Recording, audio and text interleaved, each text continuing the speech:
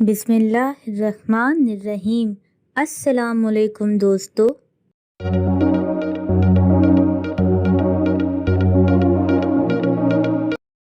آج کا سوال یہ: انسان مرنے کے بعد کتنی دیر تک دوسروں کی باتیں سن سکتا ہے؟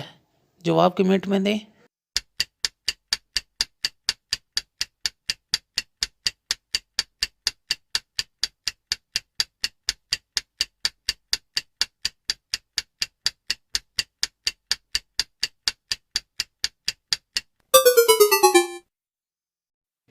جواب ہے 1 گھنٹے تک۔ اس ویڈیو کو لائک کریں، ہمارے چینل کو سبسکرائب کریں اور بیل آئیکن ضرور پریس کریں ہماری نیو ویڈیو سب سے پہلے دیکھنے کے لیے۔